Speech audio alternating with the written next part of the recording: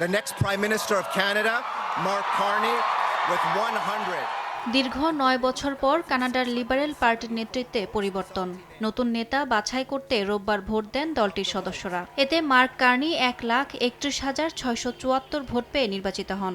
কানাডার রাজনৈতিক ব্যবস্থায় হাউস অব কমন্সের সবচেয়ে বড় দল হিসেবে যিনি লিবারেল পার্টির প্রধান হন, দেশটির প্রধানমন্ত্রীর দায়িত্বভারও যায় তার কাঁধে। এদিন লিবারেল পার্টির সম্মেলনে ৪ প্রার্থীর সঙ্গে প্রতিদ্বন্দ্বিতা করেন মার্ক কার্নি। তার নিকটতম প্রতিদ্বন্দ্বী ক্রিস্টিনা ফ্রিল্যান্ড পেয়েছেন ১১,১৩৪ ভোট।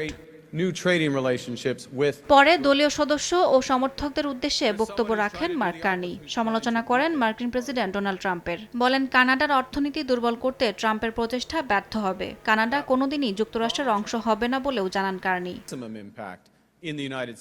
আমেরিকা কানাডা নয়, আর কানাডা কখনোই আমেরিকার অংশ হতে পারে না।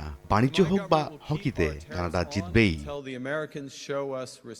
চলতি সপ্তাহে কানাডার গভর্নর জেনারেলের কাছে প্রধানমন্ত্রী হিসেবে শপথ নেবেন মার্ক কার্নি। নির্বাচনের আগ পর্যন্ত প্রধানমন্ত্রীর দায়িত্ব পালন করবেন তিনি।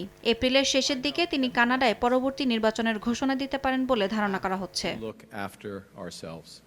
মার্ক কার্নি ২০০৮ সালে ব্যাংক অফ কানাডার গভর্নর হিসেবে দায়িত্ব পালন করেছেন। এরপর ২০১৩ সালে ব্যাংক অফ ইংল্যান্ডের ১২০তম গভর্নর হিসেবেও নেতৃত্ব দেন তিনি। ইয়াসমিন অনন্যা, সময় সংবাদ।